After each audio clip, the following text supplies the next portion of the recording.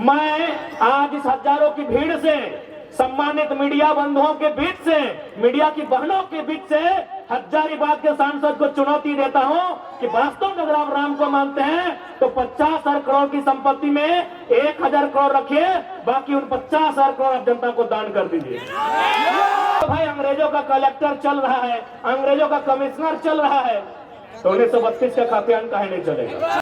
तो भाई जब मुगलों के काल की समस्या का समाधान लोकतंत्र में हो सकता है, तो हम तो अंग्रेजों की काल की समस्या का समाधान मांग रहे हैं। और एक दिन पहले इस देश में आस्था के विषय, करोड़ों लोगों के आस्था के विषय राम अयोध्या में विराजित हुए। क्योंकि देश में एक माहौल, एक गीत बना, राम आएंगे, हम तो कहेंगे राम के साथ भगत सिंह भी आए, डॉक्टर अंबेडकर भी आए, APJ अब्दुल कलाम भी आए, महात्मा गांधी भी आए, सरदार पटेल भी आए, चंद्रशेखर आजाद भी आए, अशफाक अली खां भी आए।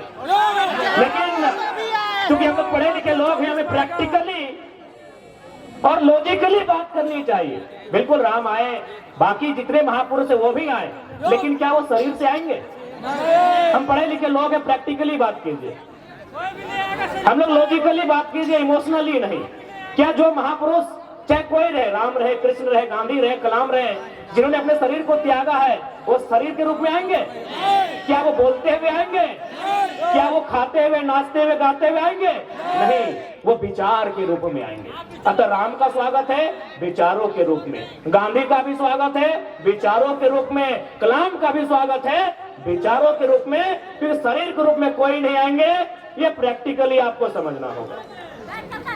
यानी हम स्वागत करते हैं, राम आएंगे, स्वागत करते हैं। अब आप कहेंगे कि अब तक हमने कभी सभाओं में इसका जिक्र नहीं किया, आज क्यों नहीं? इसलिए कि कुछ दिन बाद हजारीबाग के सांसद राम जी के नाम पर वोट करेंगे, राम जी के नाम पर वोट मांगेंगे। एक बात बताइए, राम का मतलब क्या होता है?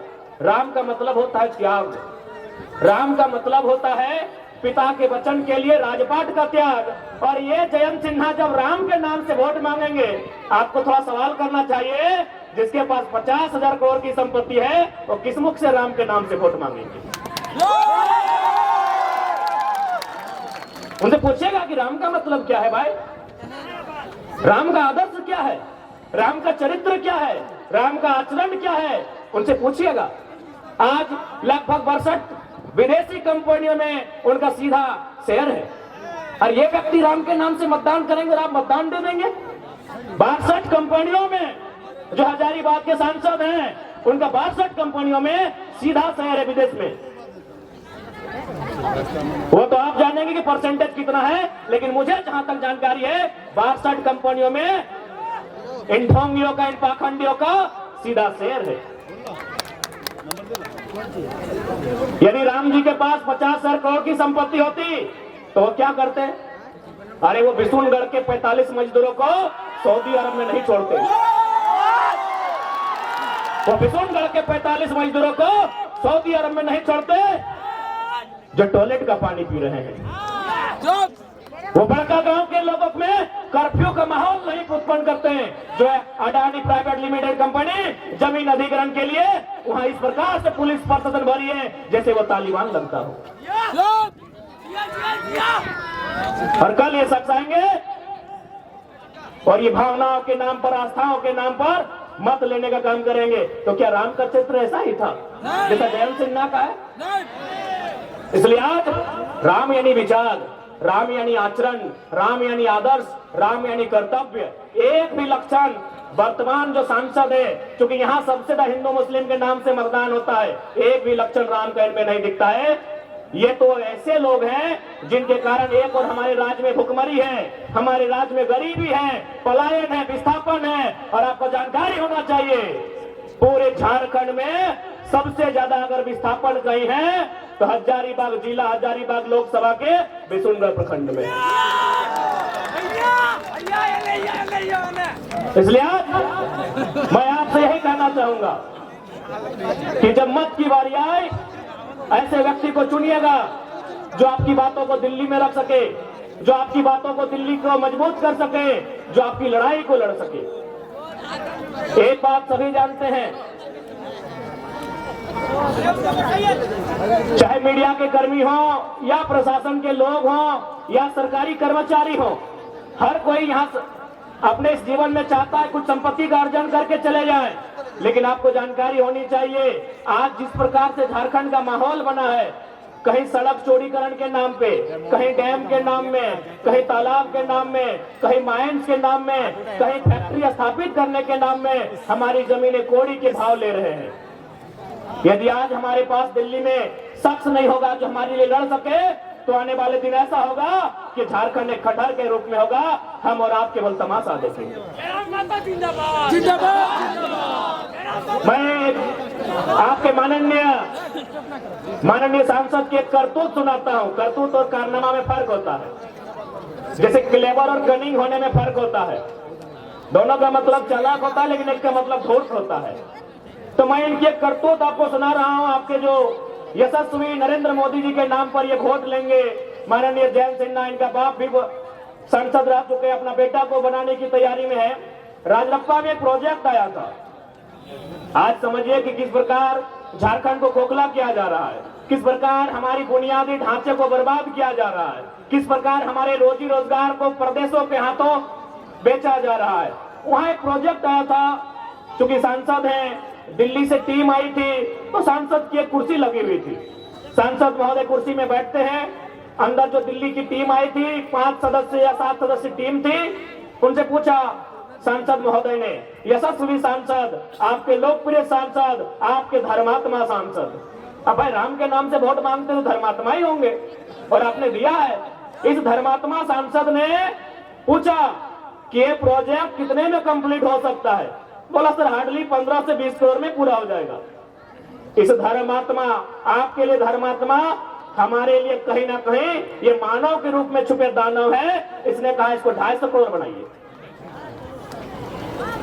आप पता कर लीजिएगा, राजरप्पा प्रोजेक्ट, वहां 15 करोड़ में ये योजना थी, इन्होंने कहा इसको 250 करोड़ बनाइए। यानी जो योजना 15 करोड़ में उनको मांगते हैं, जो अंतरात्मा से और दिल से मांगते हैं, ये लोग अपने पाप को छुपाने के लिए केवल जबान से राम का नाम लेते हैं। अगर वास्तव में राम को आदर्श मानते हैं, मैं आज इस हजारों की भीड़ से, सम्मानित मीडिया बंधुओं के बीच से, मीडिया की बहनों के बीच से हजारीबाग के सांसद को चुनौती देता हूं कि वास्तव में अगर आप राम को मानते हैं तो 50,000 करोड़ की संपत्ति में 1,000 करोड़ रखिए, बाकी उन 50,000 करोड़ आप जनता को दान कर दीजिए।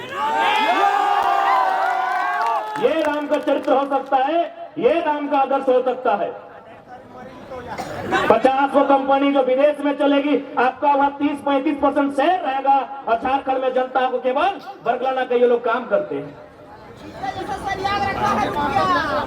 आज झारखंड गरीब नहीं है मेरे साथियों, मेरी माताओं, मेरे बहनों, मेरे बुद्धिजीवी अभिभावकों, इस झारखंड को गरीब बनाया जाता है। झारखंड नहीं है गरीब।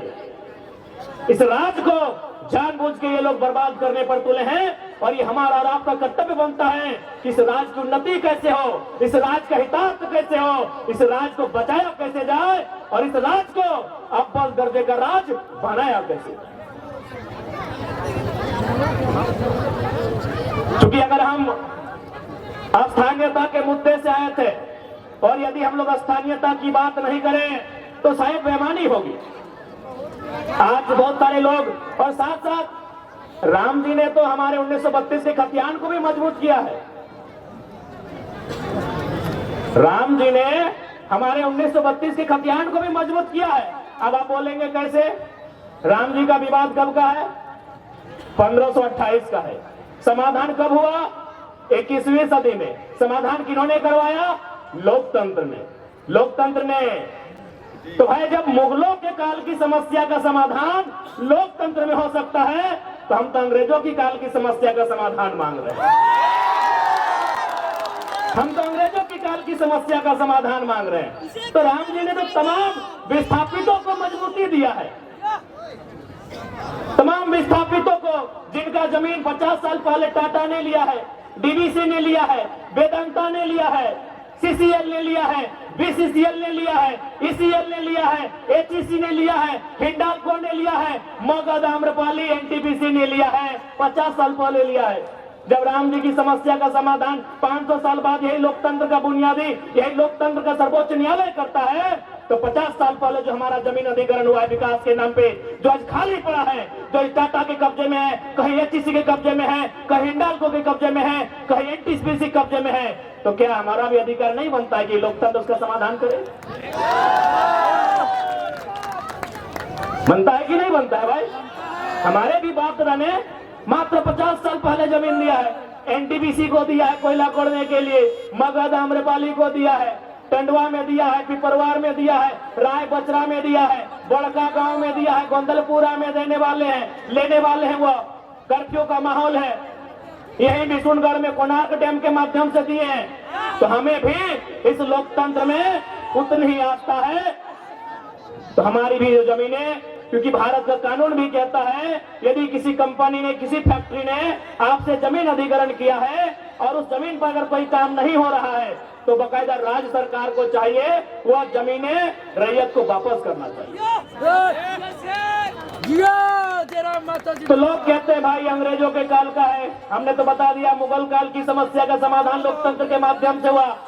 आप एक बात बताइए, जो लोग कहते हैं ये अंग्रेजों की काल की समस्या है, अंग्रेजों का कानून है, तो भारत के बुद्धिजीवी लोग बताए तो कि भारत का क्या है?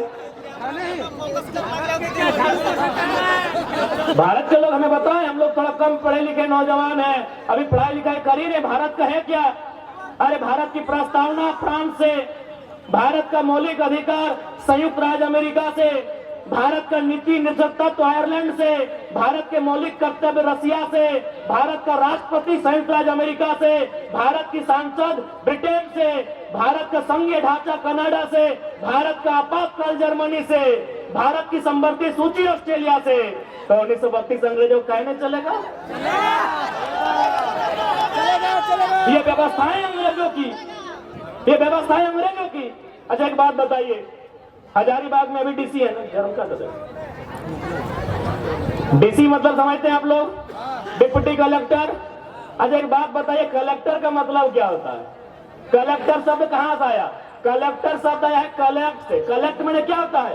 कलेक्ट करना, कोनो चीज इकट्ठा करना, जमा करना। तो भाई ये कलेक्टर लोग अंग्रेज के टाइम क्या करते थे? कलेक्ट करते थे, व्यापारियों से, किसानों से लगान कलेक्ट करते थे, खजाना कलेक्ट करते थे, इसीलिए इन्हें कलेक्टर की उपाधि दी गई थी। अब क्या हुआ, एक प्रमंडल चूंकि हजारीबाग में है, वहां आता है डिविजनल कमिश्नर। डिविजनल कमिश्नर समझते हैं ना, यानी प्रमंडल के आयुक्त। कमिश्नर का मतलब क्या होता है? यानी कलेक्टर जो पैसा, जो खजाना, जो धान चार सोना चांदी कलेक्ट करके ले जाते थे, उस पैसे को सुरक्षित अंग्रेजों तक, ब्रिटेन तक कमीशन लेके जो पहुंचाता था उसे कमिश्नर कहते थे। कमीशन कहां से आया? कमिश्नर शब्द कमीशन से आया है। तो भाई अंग्रेजों का कलेक्टर चल रहा है, अंग्रेजों का कमिश्नर चल रहा है, तो 1932 का खाद्यान्न काहे नहीं चलेगा? काहे नहीं चलेगा? अभी बताइए, क्या हमारी लड़ाई गलत है? ये हमारी मांग गलत है? जी नहीं, बस हमारे लोगों को जानबूझकर कमजोर बना के रखा गया है, क्योंकि सारा समस्या है यहाँ की खनिज, यहाँ के कंड कंड में खनिज है, यहाँ के पहाड़ में, यहाँ के पर्वत में, यहाँ के पठार में, यहाँ के जंगल में, यहाँ के नदी में। नदी में नहीं समझे क्या? अरे दामोदर नदी को भी लोग चेंज करना चाहता था। ये पैसे के लालची लोग, क्योंकि दामोदर नदी के नीचे मैक्सिमम कोयला है, ये लोग दामोदर नदी के बहाव को बदलना चाहता था। यानी यहाँ के पहाड़ में खनिज, यहाँ के नदी में खनिज, यहाँ के नालों में खनिज। इसीलिए जानबूझ के झारखंड की व्यवस्था को चौपट किया गया है। अब आप कहेंगे कैसे? क्योंकि हजारीबाग को मैंने अक्सर कहा है ये एजुकेशन हब है, शैक्षणिक राजधानी है। अगर रांची राजधानी, दुमका उपराजधानी, कोडरमा अभ्रक राजधानी, धनबाद कोयला राजधानी, जमशेदपुर स्टील राजधानी, तो हजारीबाग शैक्षणिक राजधानी है। अब कैसे व्यवस्था को यहाँ का नेशनल नाबूद किया गया है सुनिए। हम 2011 बैच के इंटर ऑफ साइंस के स्टूडेंट हैं। हो सके कोई 12 वाले होंगे, कोई 13 वाले होंगे, कोई 10 वाले होंगे, कोई 9 वाले होंगे। ईमानदारी से बताइए उस समय इंटर का रिजल्ट क्या होता था? खासकर इंटर ऑफ साइंस का बताइए। फेल हो जाते थे। मैं बता रहा हूं 2011 में 28%। गंभीरता पूर्वक सुनिएगा कि कैसे एक सिस्टम काम कर रहा है तो झारखंड को दिन प्रतिदिन खोखला कर रहा है। बाबू का भी ले लो ये देख रहे मात्र 28%। कॉमर्स का रिजल्ट था 42%, साइंस का रिजल्ट था 47%। सोच के देखिए आपकी रूह कब जाएगी। आर्ट्स का रिजल्ट था 47, यानी 50% से ज्यादा बच्चे फेल हुए थे। कॉमर्स का रिजल्ट 42, यानी 50 से कई गुना नहीं, संख्या में कितना ज्यादा। और मात्र 28% रिजल्ट था इंटर ऑफ साइंस का 2011 का, हम साइंस का और पास आउट स्टूडेंट। यानी सोच के देखिए, जब हमारे बच्चे पढ़ेंगे नहीं, जब ये इंजीनियर नहीं बनेंगे, जब ये मेडिकल में नहीं जाएंगे, तो आगे जाकर कैसे राज्य को संभालेंगे। वियतनाम और फ्रांस की कहानी आपने पढ़ा होगा, वो तो आपने वियतनाम और फ्रांस के बारे में पढ़ा है। ये लोग झारखंड में चरितार्थ करके बैठे हैं। हमारे रिजल्ट को शून्य करके रखा था, हमारे रिजल्ट को डाउन करके रखा था। उतना छोड़िए, अभी आप कल का या परसों का अखबार पढ़े होंगे, धनबाद से नवोदय में 26 बच्चों का चयन हुआ है। हमको लगता है 20 बच्चे बिहार के हैं। यानी आपके बच्चे, नवोदय का मतलब आप भी जानते हैं। हर फैमिली का ड्रीम होता है कि अपना बच्चा को नवोदय भेजे, अपना बच्चा को सैनिक स्कूल भेजे, क्योंकि बाकी स्कूल में खिचड़ी के अलावा ठीक कुछ नहीं मिलता है। नेतरहाट, अच्छा माफी चाहेंगे, नेतरहाट है ना मिथिलेश साहब। आप जितने भी नौजवान यहाँ बैठे हैं, आपके घर में बेटा या बेटी जब जन्म लेती है और आप पहला प्रयास यही करते हैं कि अपना बच्चा को नेतरहाट भेजेंगे, सैनिक स्कूल में भेजेंगे। तमन्ना होती है कि नहीं? लेकिन वहां भी बाहर के लोगों का कब्जा है। हमारे बच्चे कहाँ मिलेंगे? जहाँ स्कूल का ड्रेस कभी पीला कभी हरा होगा वहां मिलेंगे, और जहाँ खिचड़ी 2-3 वैरायटी में मिलेगी वहां मिलेंगे। जहां गुणवत्तापूर्ण शिक्षा मिलेगी, नेतरहाट जैसे संस्थान में, सैनिक कॉलेज जैसे संस्थान में, नवोदय जैसे संस्थान में, वहां भी यूपी बिहार के लोगों का कब्जा है। ये गलत है कि नहीं, आप बताइए। पूरे गलत है। अरे भाई, लोग बोलते हैं कि आप बाहरी भीतरी करते हैं। हम लोग नफरत नहीं बांटते हैं, आप हमसे नफरत करते हैं कि हमें जानबूझकर फेल करते हैं। आप हमें मौका नहीं देते हैं। एक बात बताइए, यहीं बगल में विनोबा भावे यूनिवर्सिटी है, क्या हमने कभी गेट पर जाकर यह कहा कि एचओडी सर गो बैक, आप यूपी से चले जाएं, आप राजस्थान से चले जाएं, आप बिहार से चले जाएं? क्या हमने कहा? नहीं कहा, क्योंकि यूनिवर्सिटी में जो प्रोफेसर आते हैं वह सेंट्रल का विषय होता है, वह जेआरएफ करने वाले लोग होते हैं, उससे ऊंची ऊंची उपाधियों को, उपलब्धियों को हासिल करके आते हैं। हमने कभी प्रोफेसर का विरोध नहीं किया है। लेकिन यदि कोई प्राइमरी टीचर बन के आएगा यूपी बिहार से, विरोध होगा कि नहीं, आप ही बताइए। होगा कि नहीं? अरे भाई, हमने प्रोफेसर का विरोध नहीं किया है। मैं आपके हजारीबाग की स्थिति नहीं जानता हूं, धनबाद में 90% यूपी बिहार बंगाल के प्रोफेसर हैं। जो विनोद बिहारी महतो विश्वविद्यालय है वहां 90%।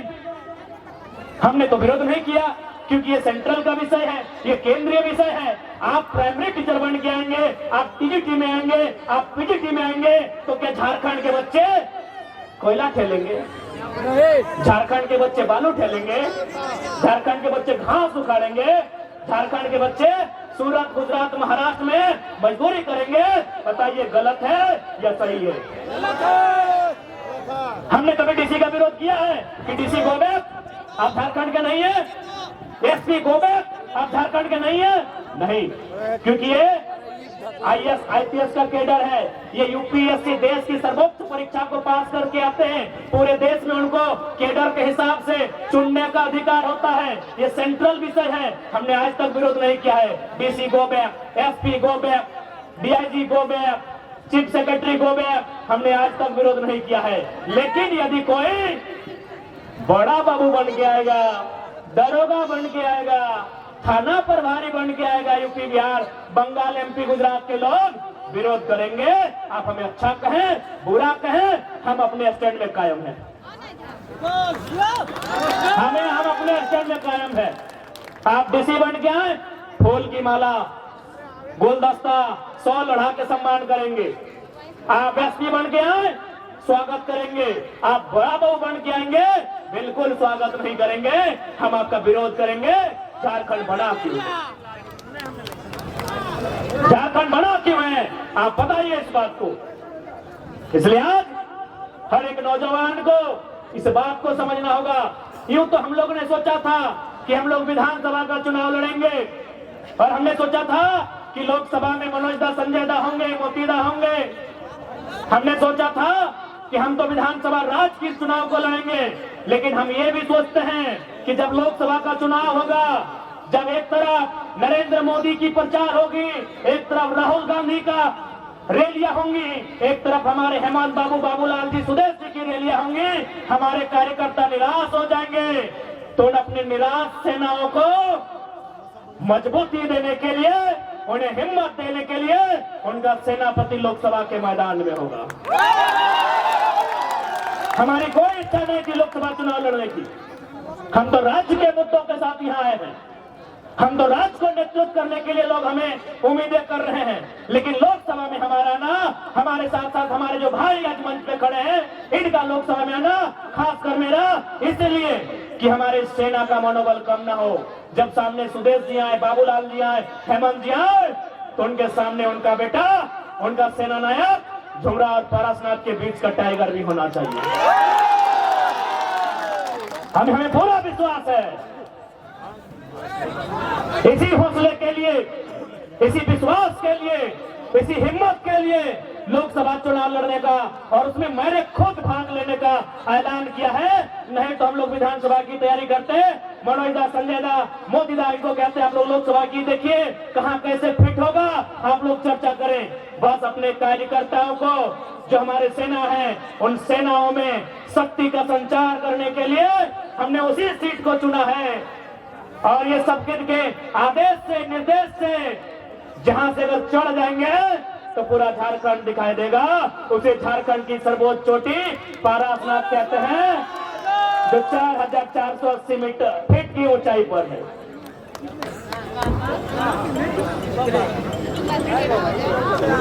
साहब वोट मारेगा जरा मत हो गए। इसलिए आज बड़का गांव की बात कीजिए। कुछ दिन पहले बड़का गांव के कुछ साथी आए थे जयंत सिन्हा से मिलने के लिए। इन्होंने साफ साफ कहा कि जमीन तो आपको देनी होगी। जयंत सिन्हा ने साफ साफ कहा जमीन तो आपको देनी होगी। बताइए तुमको सांसद कहे बनाए हैं? बप्पो को सांसद बनाए, बेटों को सांसद बनाए, अब तुम बोल रहे हमारे बेटुओं को सांसद बनाओ। इसी दिन के लिए विकास का कोई विरोधी नहीं है। आज जितने लोग यहाँ बैठे हैं, कोई विकास का विरोधी नहीं है, लेकिन विकास का एक मापदंड होना चाहिए, जमीन अधिग्रहण का एक मापदंड होना चाहिए, मुआवजा का एक मापदंड होना चाहिए। अरे आइए ना भाई, बड़का गांव क्या, पूरा बड़का गांव विधानसभा जिसमें केरे डाड़ी पथरातू भी आता है, सारा जमीन आपको एक मुफ्त में दे देंगे। आप प्रति डिसमिल 1 लाख रुपया मुआवजा तो लगाइए। क्या गलत है भाई? क्या गलत है? आज ये सब बोलते सरकार की संपत्ति है, सरकार 1947 में बना है, भारत का गणतंत्र 1950 में बना है। ये जमीन चाहे बड़का गांव की रहे, बड़ी कोडरमा की रहे या धनबाद बोकारो की रहे, उनके बाप दादा नहीं करने से भी कम से कम 10 पीढ़ी से जोत खोल रहे हैं। कम से कम 10 पीढ़ी यानी एक पीढ़ी में 50 साल यानी 500 साल से, मुगलों के काल से, उसके आगे से, कहीं राजा राजवाड़ों के काल से ये जोत खोल रहे हैं। बताइए, अब एक झटके में कानून लेके आएंगे, हमारी सारी जमीनों को चट भर में अधिग्रहण करके चले जाएंगे। और किसके लिए? एक व्यक्ति के लिए। उस व्यक्ति का नाम है माननीय श्री 108 श्री गौतम अडानी। एक व्यक्ति के लिए? यही लोकतंत्र है? आज भारतीय जनता पार्टी रामराज के मुद्दे पर है, तो क्या रामराज यही है? अडानी जैसे लोगों के हाथों में देश की संपत्ति? अभी मार के पीट के, मर्जी से नहीं। जाइए पता कीजिए गोड्डा का प्लांट, आदिवासियों को जबरन मार पीट के जमीन लिया गया और सारा बिजली बांग्लादेश को, कि हमार पानी हमार पसीना और बिजली दिले तो शेख हसीना।